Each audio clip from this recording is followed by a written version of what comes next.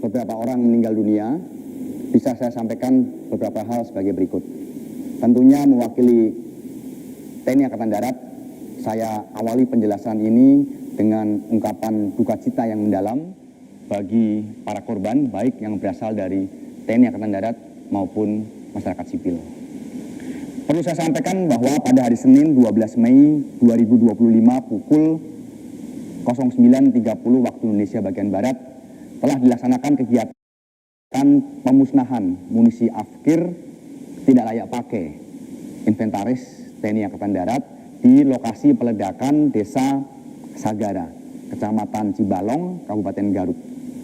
Pemusnahan tersebut dilaksanakan oleh jajaran Gudang Pusat Munisi 3 Pusat Peralatan TNI Angkatan Darat. Pada awal kegiatan, secara prosedur telah dilaksanakan pengecekan terhadap personil maupun yang berkaitan dengan lokasi peledakan dan semuanya dinyatakan dalam keadaan aman. Selanjutnya, tim penyusun amunisi melakukan persiapan pemusnahan di dalam 2 lubang sumur yang disiapkan. Setelah seluruh tim pengamanan masuk ke pos masing-masing untuk melaksanakan pengamanan dan setelah dinyatakan aman, kemudian dilakukan peledakan di 2 sumur yang ditempati oleh munisi afkir tersebut untuk dihancurkan. Dan peledakan di 2 sumur ini berjalan dengan sempurna dalam kondisi aman. Sedangkan di luar 2 sumur ini disiapkan 1 lubang yang peruntukannya adalah untuk menghancurkan detonator yang selesai digunakan dalam penghancuran 2 sumur sebelumnya, termasuk sisa detonator yang ada berkaitan dengan munisi afkir tersebut. Saat tim penyusun munisi menyusun detonator di dalam lubang tersebut, secara tiba-tiba terjadi ledakan dari dalam lubang yang mengakibatkan 13 orang meninggal dunia.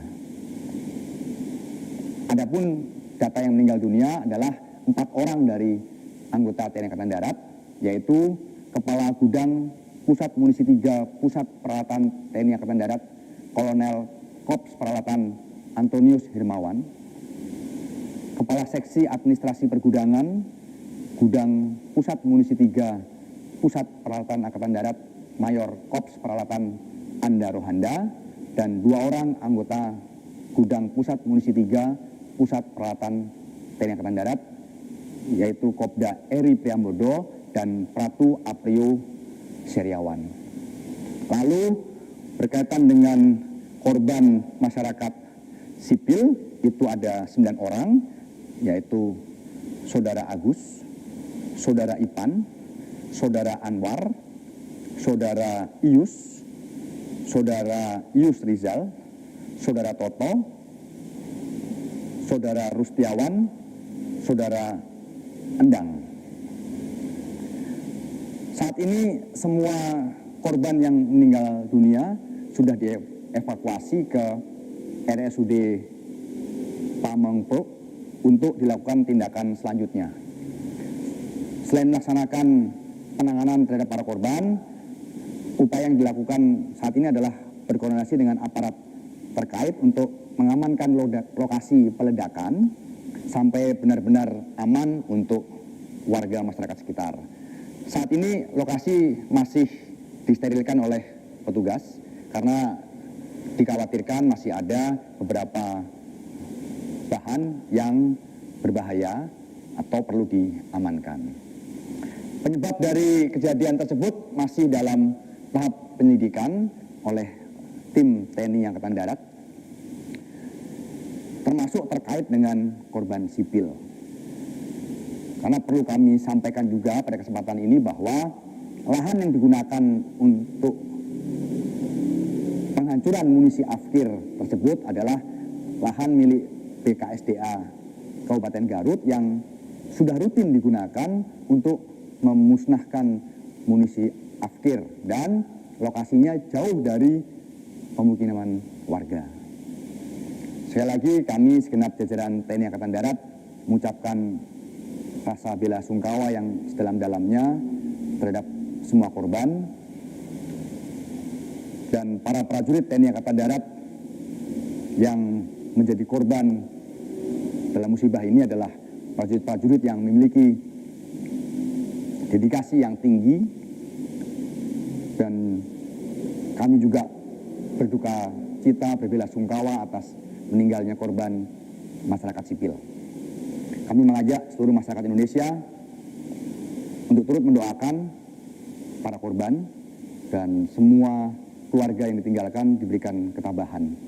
Kami akan melaksanakan investigasi secara menyeluruh terkait dengan kejadian ini dan akan kami sampaikan informasi selanjutnya berkaitan dengan perkembangan dari penyelidikan atau investigasi yang dilaksanakan. Demikian informasi yang dapat kami sampaikan. Terima kasih, selamat siang. Saudara, baru saja Anda mendengarkan keterangan dari Kepala Pusat Penerangan Angkatan Darat atau Kadispenat, Brigjen Wahyu Yudayana, yang memastikan jumlah total korban tewas dalam ledakan pemusnahan amunisi sudah tak layak pakai TNI berjumlah